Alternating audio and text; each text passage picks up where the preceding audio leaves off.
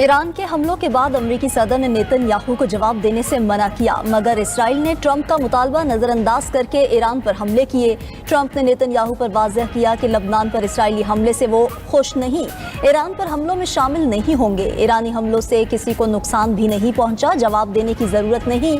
Trump ने Iran पर भी मुज़ाकरात की मेज पर वापस आने और मुआहिदा करने पर जोर दिया। मीडिया से गुफ्तगू में बोले कि ईरान के साथ मुआहिदे के करीब हैं, उम्मीद है बुध तक मुआहिदा हो जाए।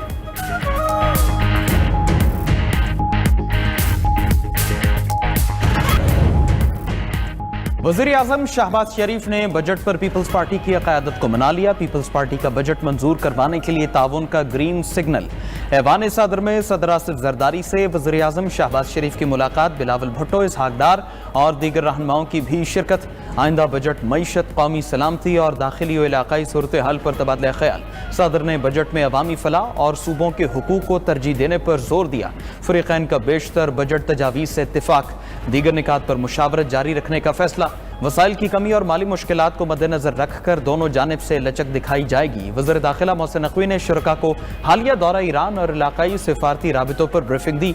वज़ीर आज़म शहबाज शरीफ ने गिलगित बल्तिस्तान इलेक्शन में कामयाबी पर सदर आसिफ जरदारी और बिलावल भुट्टो को मुबारकबाद दी। शहबाज शरीफ ने कहा, नौजवान बिलावल ने हमसे बेहतर इलेक्शन मुहिम चलाई। सदर जरदारी ने मुस्कुराते हुए जवाब दिया, आखिर बेटा किसका है।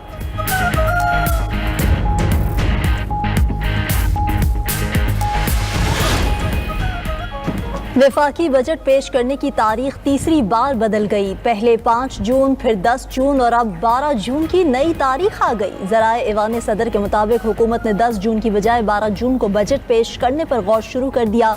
कौमी असम्बली सेक्रेटेरिएट की तैयारियां मुकम्मल हैं, मगर ताहाल बजट इजलास का हुक्मनामा नहीं मिला। उधर वज़ीर आज़म की ज़ेर सदारत कौमी इक़्तिसादी काउंसिल का इजलास आज होने का इम्कान। चारों वज़राए आला शरीक होंगे। वफाकी वज़ीर एहसन इकबाल का कहना है कि हुकूमत और इत्तेहादी जमातों में तरक्याती बजट पर इत्तफाक हो गया। PSDP पर भी मामलात तय पा गए। वफाक छोटे सूबों पर ज्यादा पैसा खर्च करेगा, सबसे ज्यादा बलोचिस्तान, फिर सिंध, उसके बाद खैबर पख्तूनख्वा और चौथे नंबर पर पंजाब के लिए फंड्स मुख्तस होंगे।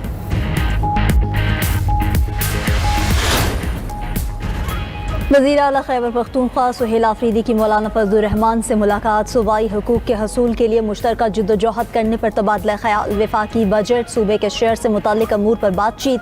मीडिया से गुफ्तगू में मौलाना फजलुर रहमान बोले, सूबाई खुद मुख्तारी को यकीनी बनाना चाहिए। गंदुम की बंदिश आइन और अवाम के हुकूक की खिलाफ वर्जी है।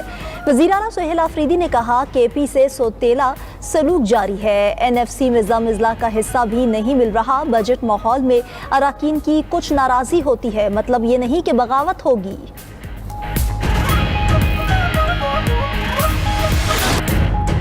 ईरान और इसराइल का एक दूसरे पर हमलों के बाद ऑपरेशन रोकने का ऐलान। खातिमुल अंबिया हेडक्वार्टर्स ने हमले रोकने के साथ नई वार्निंग भी दे दी। कहा, अगर इसराइल ने लिबनान पर हमले दोबारा शुरू किए तो शदीद तर जवाब देंगे, जो पहले से ज्यादा इबरतनाक और तबाहकुन होगा। इसराइली फौज ने भी ईरान के खिलाफ कार्रवाइयां रोकने का एलामिया जारी कर दिया। कहा, सदर ट्रंप के कहने पर ईरान पर हमले रोक रहे हैं। गुज़श्ता 24 घंटों के दौरान इसराइल और ईरान ने एक दूसरे पर तबाहकुन हमले किए। तेहरान, तबरेज़, किरज और इस्फहान में जोरदार धमाके। इसराइली फौज ने कहा कि पेट्रोकेमिकल कॉम्प्लेक्स समेत मुतादिद अहदाफ को निशाना बनाया। ईरान ने इसराइल पर 2 बार मिसाइल दागे। हाइफा, तबरेज़ समेत शिमाली इसराइली इलाकों में धमाके हुए। वार्निंग अलार्म बजने पर इसराइली शहरी महफूज पनाहगाहों में मुंतकिल हुए। ईरान का इसराइली रामात डेविड एयरबेस को निशाना बनाने का दावा। यमन से भी इसराइल पर मिसाइल हमले हुए। इसराइली फौज ने तमाम मिसाइल हमलों को नाकाम बनाने का दावा कर दिया।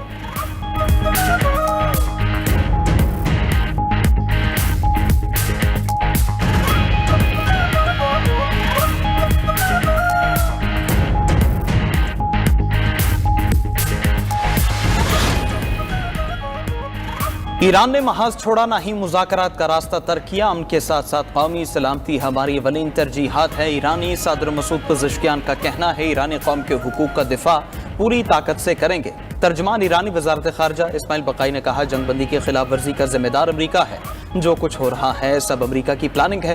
امریکہ کی متضاد پالیسیوں نے سفارتی عمل درہم برہم کر دیا۔ لبنان جنگ کا خاتمہ سیز فائر معاہدے کا حصہ تھا۔ امریکہ اسرائیل کی پشت پناہی بند کرے۔ مشیر ایرانی سپریم لیڈر محسن رضائی بولے اسرائیل کو لبنان میں جارحیت کا جواب مل گیا، ہماری افواج کے ہاتھ ہمیشہ کی طرح اب بھی مکمل طور پر آزاد ہیں۔ اسپیکر باقر قالیباف نے کہا ہم انتہائی بے اعتمادی کے ماحول میں امریکہ کے ساتھ پیغامات کا تبادلہ کر رہے تھے۔ ایران سلامتی اور مفادات کا دفاع کرتا رہے گا۔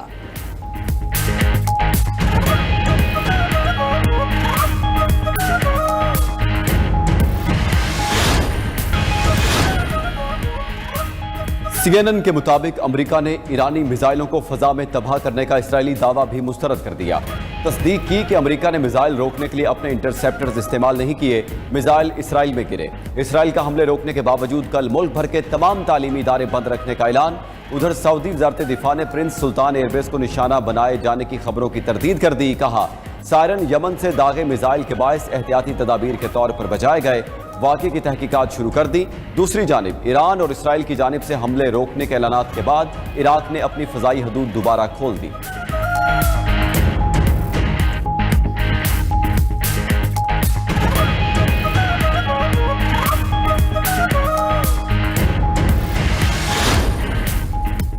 وزیر اعظم شہباز شریف کا مشرق وسطی میں بڑھتی کشیدگی پر تشویش کا اظہار، فریقین پر تحمل اور بردباری کا مظاہرہ کرنے پر زور۔ کہا پاکستان برادر ممالک کے ساتھ مل کر تنازع کے پرامن اور سفارتی حل کے لیے سنجیدہ کوششیں کر رہا ہے، حتمی مقصد کا حصول قریب ہے۔ تمام فریق امن کو ایک اور موقع دیں، تشدد اور تباہی کے بجائے امن اور سفارتکاری کا راستہ اختیار کیا جائے۔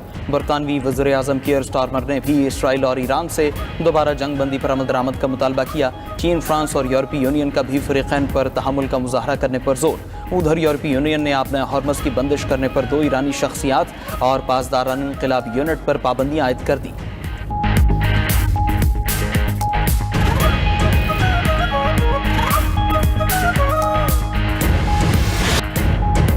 گلگت بلتستان میں بلاول بھٹو کا نعرہ چل گیا۔ پیپلز پارٹی 11 نشستیں جیت کر اکثریتی پارٹی بن گئی۔ غیر سرکاری اور غیر حتمی نتائج کے مطابق 5 نشستیں آزاد امیدواروں اور 3 مسلم لیگ نے جیتی۔ پی ٹی آئی کے حمایت یافتہ 2 آزاد امیدوار بھی کامیاب ہو گئے۔ 1 سیٹ مجلس وحدت المسلمین نے جیتی۔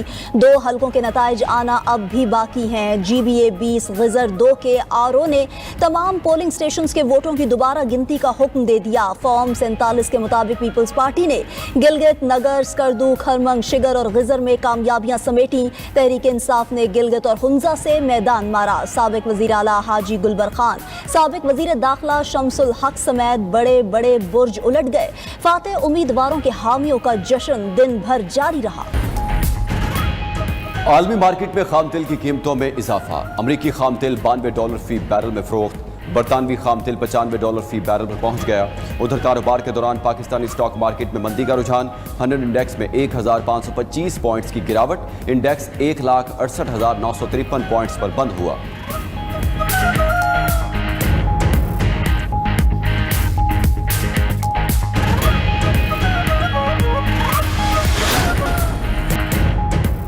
انٹرویو کے دوران سوال پوچھنے پر امریکی صدر کو اینکر پر غصہ آ گیا۔ اینکر کرسٹن ویلکر نے انتخابات میں دھاندلی سے متعلق سوال پوچھا تھا۔ صدر ٹرمپ نے سخت لہجے میں کہا آپ بدعنوان ہیں یا بیوقوف، آپ اور آپ کا پورا شو کرپٹ ہے۔ اینکر کو باتیں سنانے کے بعد ٹرمپ انٹرویو ادھورا چھوڑ کر چلے گئے۔